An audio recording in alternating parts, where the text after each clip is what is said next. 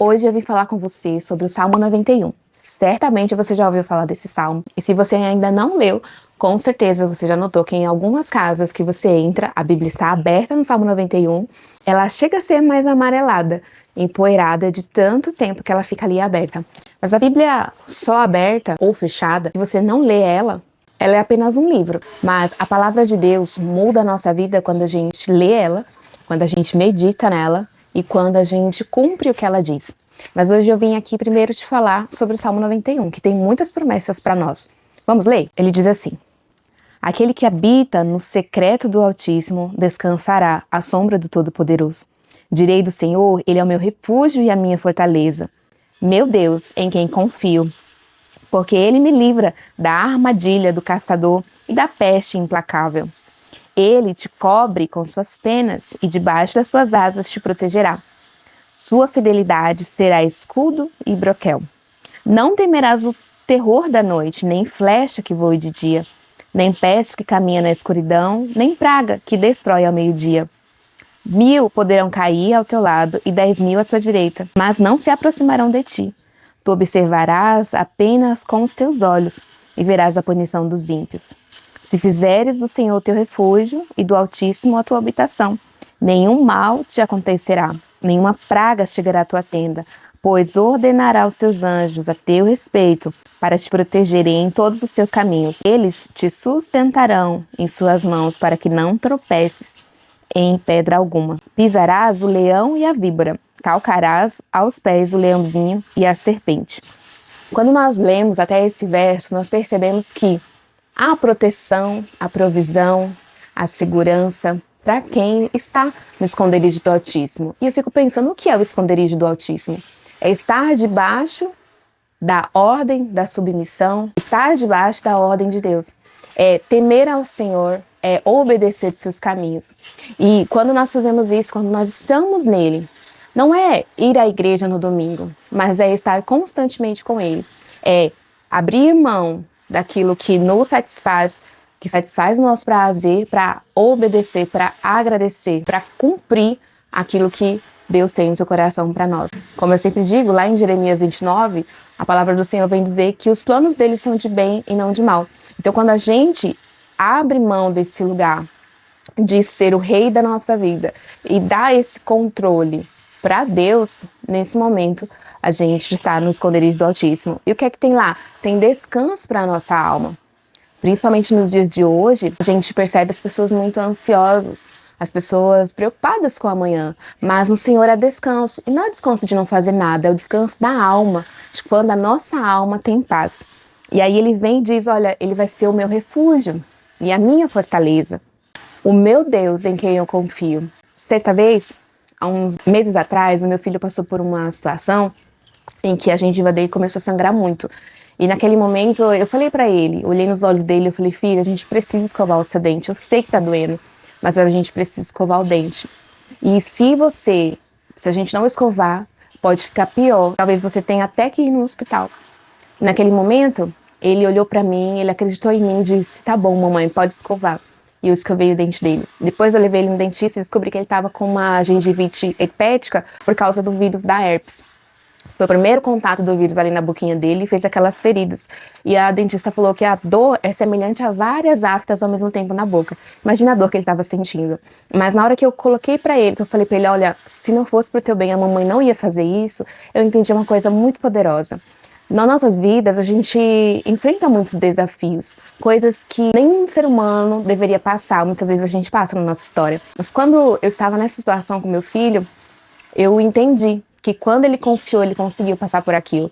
E hoje, verdadeiramente, eu creio na minha alma que Deus não permite que a gente passe por nada, que a gente não tenha condições de superar. Independente do meu e do seu desafio, eu tenho certeza que se não fosse pro bem, Deus não permitiria que acontecesse com você. Mas mesmo nesse momento, há refúgio e fortaleza do Senhor para você. E aqui fala no 3 que é porque o Senhor nos livra do caçador e da peste perniciosa em algumas traduções, e aqui na minha diz implacável. Ele nos livra de coisas piores. E aqui ele vem com outras promessas de proteção e livramento de pestes, de pragas, de terror. da mortandade. Diz que 1000 cairão à direita e 10.000 à esquerda, mas a gente não vai ser atingido. Aqui não quer dizer que você não vai passar por provação, mas quer dizer que a fidelidade do Senhor vai ser contigo. Essa semana eu estava fazendo uma atividade que era uma linha de restauração. Desde quando eu nasci até o dia de hoje, eu tracei uma linha e de um lado escrevi todas as dificuldades que eu passei, todos os desafios, todos os problemas, todas as tristezas e traumas que eu passei. E do outro lado da linha eu coloquei todas as vezes que Deus mandou cuidado, proteção, provisão na minha vida. E eu me alegro porque sempre que houve um desafio, que houve um problema, que houve um trauma, uma tristeza, o Senhor sempre me enviou consolo, me enviou provisão, proteção. E se nós chegamos até aqui, é porque houve isso também na sua vida. E se você está vendo esse vídeo hoje, é porque isso também aconteceu na sua vida, não aconteceu só na minha. Mas a diferença está em reconhecer que foi o braço forte do Senhor que nos protegeu e que nos sustentou até aqui. E aí, quando eu terminei isso, eu disse igual a Samuel: Ebenezer, até aqui me ajudou o Senhor. E certamente ajudou você também. A pergunta é, o quanto que você reconhece que Deus foi isso na sua vida? O quanto que você reconhece que foi a mão do Senhor sobre a sua vida?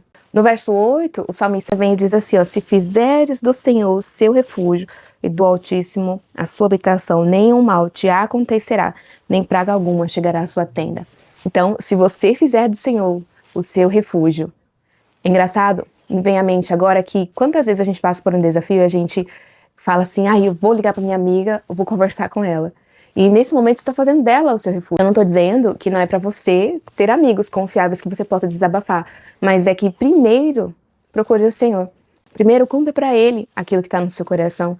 Abre, escancara, porque Ele não vai te julgar, Ele não vai te condenar, Ele vai te ouvir. Ele vai fazer o que é melhor para você, muitas vezes que a gente não vai entender. Mas tudo acontece como tem que acontecer. Tudo na nossa vida aconteceu da forma que tinha que acontecer. Porque alguma coisa está sendo gerada. E aí eu me lembro que ontem eu estava lendo o meu diário. Eu não tenho o costume de escrever todos os dias, mas tem coisas fortes que eu gosto sempre de deixar ali. E ali eu encontrei uma folha em que eu escrevi sobre o dia 29/11/2025. Naquele dia eu tinha ouvido uma pregação do pastor Hernandes Dias Lopes. E ele dizia assim que a gente só tem o Pentateuco, ou seja, os primeiros 5 livros da Bíblia hoje, porque o povo hebreu foi cativo, foi escravo no Egito durante 400 anos, os quais eles foram muito oprimidos. E porque eles estavam em sofrimento, eles clamaram a Deus. E Deus levantou Moisés para tirar o povo do Egito até Canaã. Então hoje a Bíblia Sagrada ela foi escrita por homens muitas vezes em sofrimento, que disseram o que eles fizeram, como se comportaram e como eles sobreviveram às provações, para que eu e você hoje pudéssemos nos alimentar da palavra de Deus, pudéssemos trazer à memória aquilo que nos dá esperança. Então, o que quer dizer isso? Quer dizer que foi por causa do sofrimento desses homens, foi por causa do comportamento que eles tiveram, do livramento que eles tiveram, eles puderam escrever, para que hoje essa palavra fosse bússola para nós. Então, tudo que a gente passou não foi por causa de nós, mas porque existe outra pessoa que precisa conhecer a Deus, que pode ter a vida transformada, porque eu e você tivemos uma experiência com Deus. Nunca é sobre nós, mas sobre aquilo que Deus quer fazer através de nós. E aí vem a parte que eu mais amo nesse salmo, que é o versículo 14, que diz assim, que Ele me ama, diz o Senhor, eu o salvarei, eu o protegerei, porque Ele conhece meu nome. Ele me chamará e eu lhe responderei. Estarei com ele na aflição e o livrarei e o honrarei. Eu o satisfarei com longa vida e lhe mostrarei a minha salvação. Então, olha só, quando a gente chamar, o Senhor vai nos responder. Quando a gente estiver em aflição, Ele vai nos livrar e vai nos honrar. E ainda a gente vai ter uma longa vida por causa disso. E nós teremos a sua salvação. Mas por quê? Porque Ele me ama, diz o Senhor. É porque eu e você amamos o Senhor que nós alcançamos isso. Então, tem aqui uma condição. Todas essas promessas, elas estão disponíveis para aqueles que amam a Deus. E aí, eu fiquei me perguntando, mas o que é amar a Deus?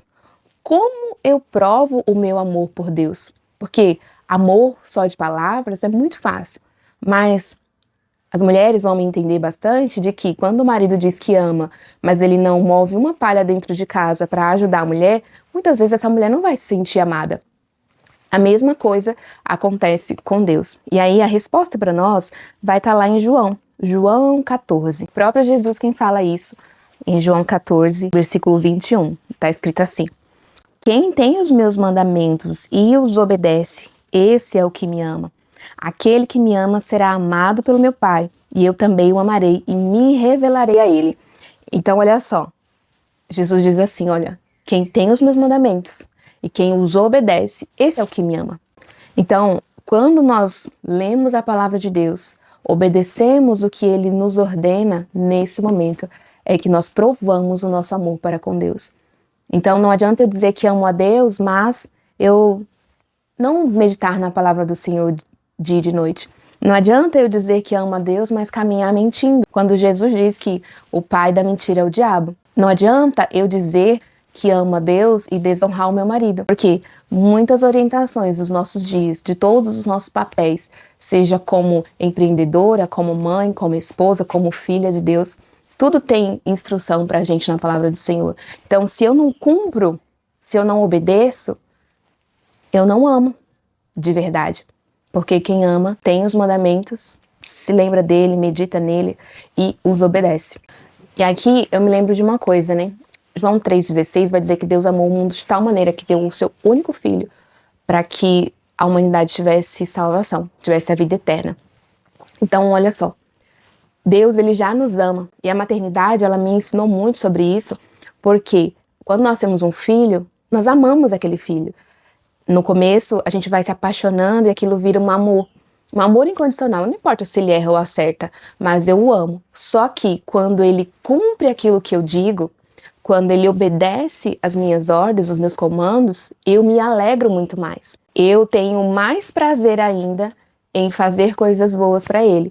Então, a mesma coisa acontece com Deus. Ele nos ama naturalmente, mas quando eu e você obedecemos ele, aí ele diz, olha, esse me ama. E por causa disso, eu vou me revelar para ele. Aqui ele diz, ó, aquele que me ama, Jesus dizendo, olha, aquele que me ama, o Pai também vai amar ele. E aí eu também vou me revelar a ele. Então, todas as vezes que a gente obedece, mais o Senhor vai revelando dele sobre nós. O Pai ama. Então não é que ama mais, e Deus não me ama mais do que ama outra pessoa, não.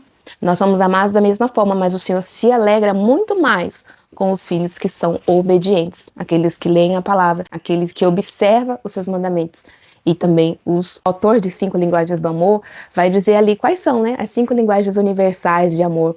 A forma como ele coloca as 5 linguagens do amor, eu diria que são 6. E a linguagem de Deus não é nenhuma dessas, mas é a obediência. Já ouviu falar sobre as linguagens do amor? Se você quiser que eu traga esse conteúdo para cá, escreve aqui nos comentários que eu vou gravar um vídeo sobre isso. Mas a linguagem de amor de Deus é a obediência. Cumprir o que ele falou, mas num tempo diferente, também é desobediência. Então a gente precisa se alinhar. Hoje esse é o meu convite. Esse é o convite do Senhor para nós hoje. Nós viemos nos alinhar e perceber aquilo que nós observamos e aquilo que não observamos. Não adianta obedecer só pela metade, a gente tem que obedecer por inteiro. Monique, é difícil? Sim, não é fácil, porque muitas vezes há uma guerra do nosso orgulho, porque o nosso orgulho quer que só a gente tenha razão, mas muitas vezes a gente vai ter que moer o nosso orgulho para fazer o que a palavra de Deus está dizendo. Como, por exemplo, perdoar a quem nos ofendeu é uma ordenança da palavra do Senhor. Mas quantas vezes a gente fica agarrado na nossa dor e a gente fala, não vou perdoar ele. Ou até assim, eu perdoo, mas eu não quero ver na minha frente nem pintado de ouro. Isso não é perdão. E eu já tenho vídeos aqui falando sobre perdão no canal, então eu vou deixar o link aqui na descrição para você assistir depois. Talvez você nunca tenha entendido isso no Salmo 91, mas se essa palavra falou com você, escreve aqui nos comentários, eu vou adorar saber. Um beijo no seu coração e até o próximo vídeo.